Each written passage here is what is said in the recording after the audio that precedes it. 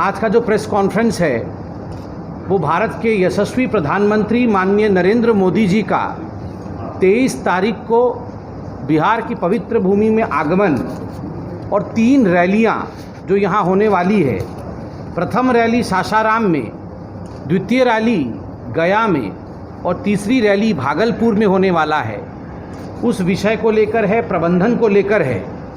और हम सब जानते हैं कि चाहे बिहार हो चाहे बंगाल हो, हिंदुस्तान के कोने कोने में जहाँ भी आदरणीय प्रधानमंत्री जाते हैं एक जन सैलाब उनके लिए उमड़ता है। जनता ना केवल उनको देखना और सुनना चाहती है, अपितु जनता के दिल में उनके लिए प्रगाढ़ प्रेम है। बंधुगण, कल भी मैंने टीवी चैनलों में देखा है, एक टीवी चैनल ने कल ओपिनियन पोल, बिहार के इस पूरे चुनाव को लेकर एक ओपिनियन पोल दिखाया और उसमें किस प्रकार एक स्पष्ट बहुमत जो एनडीए की हमारी गठबंधन है जिसमें 4 पार्टी हैं, उसमें इस एनडीए के गठबंधन को स्पष्ट बहुमत दिया है।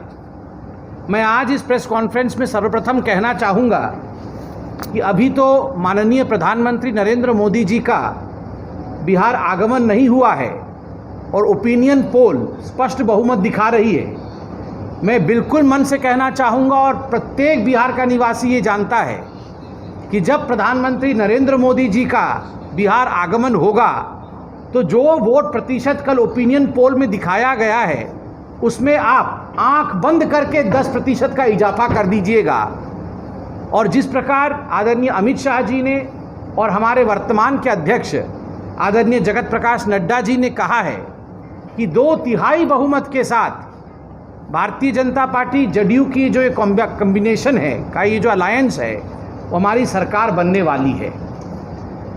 बंधुगण, सबसे पहले तो मैं आप सबको निवेदन ये करूँगा कि हम सब मास्क पहन के, अभी प्रेस कॉन्फ्रेंस के लिए मैंने अपना मास्क उतारा है, बाकी सभी लोग मंच पे भी आप देख रहे हैं और मैं आपको भी धन्यवाद करता हूँ कि आप सब मास्क पहने हुए हैं। कल प्रधानमंत्री जी ने हम सबको कहा है कि हम सब की जान बहुत महत्वपूर्ण है और हम सब अपने लिए भी, अपने परिवार वालों के लिए भी ये 2 गज की दूरी और मास्क और हाथ धोना, इसका पालना हम करते रहें।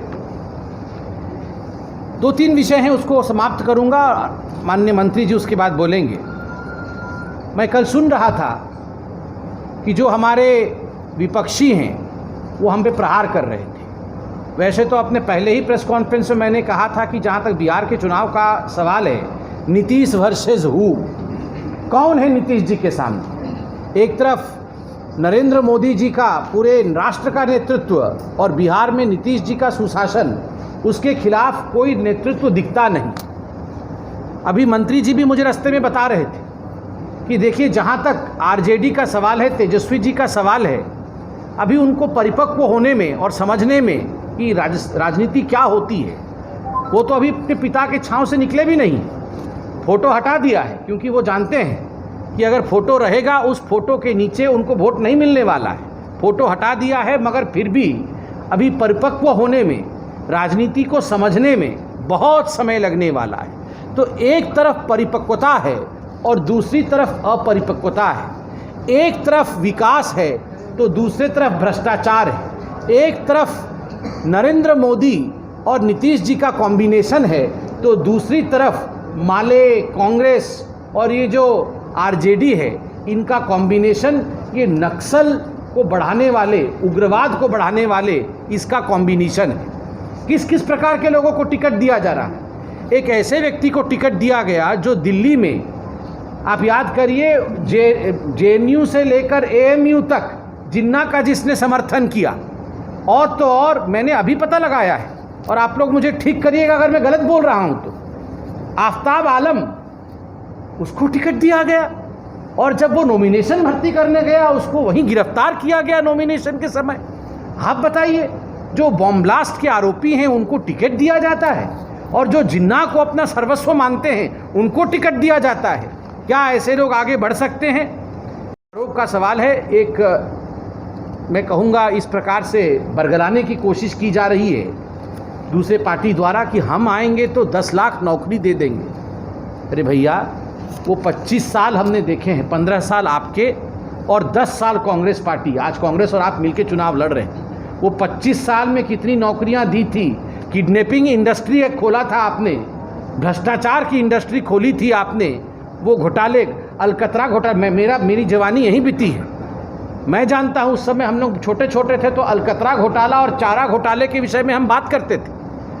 घोटाले की ये पवित्र भूमि को आपने घोटाले की भूमि बना के रखी थी, और आज आप कह रहे हैं कि 10 लाख नौकरी देंगे। मैं कहना चाहता हूँ 1990 से 2005 तक मात्र 95,000 नौकरी देने का काम आपके सरकार ने किया था। मगर सुशासन के अंतर्गत, सुशासन बाबू के राज के अंतर्गत 2005 से 2020 तक 6.5 लाख नौकरी दिया गया है। और जहां तक शिक्षकों का संबंध है, 3.5 लाख शिक्षकों को नियोजित जो शिक्षक थे उनकी बहाली हुई है। तो जो संख्या आप बता रहे हैं उससे अधिक संख्या की नौकरी तो हमारे सरकार ने, जो एनडीए की सरकार है बिहार में, वो अब तक दे चुकी है। बंधुगण, मैं एक छोटी सी बात कह के अपने विषय को समाप्त करूंगा। अब याद करिए, जब लालू प्रसाद यादव जी का शासन, कुशासन यहाँ होता था, लालू जी भी इसको सुन रहे होंगे, आप बताइए किस प्रकार नौकरी के लिए 2 या 4 बीघा जमीन ये लेते थे।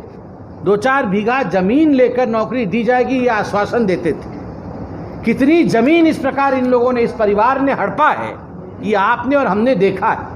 ये फिर से जमीन हड़पन योजना का अनाउंसमेंट किया है आरजेडी ने। ये जो 10 लाख नौकरी देने की बात कर रहे हैं ये कुछ नहीं है। मैं बिहार की जनता को कहना चाहता हूं, ईडी ने इनकी जमीन जब्त की है।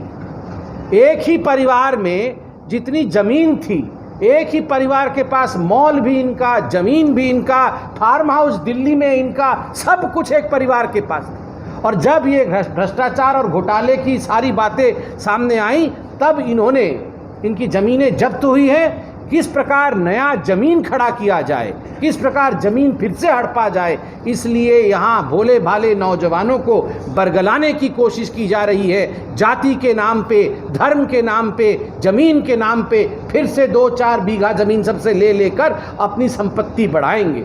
मगर मैं कहना चाहता हूं, इनकी ना तो राजनीतिक ज़मीन है, और ये ज़मीन घोटाला भी अब के नौजवान इस बार बिहार में होने नहीं देगी। मैं इतना ही कह के अपनी बात को समाप्त करता हूं। धन्यवाद।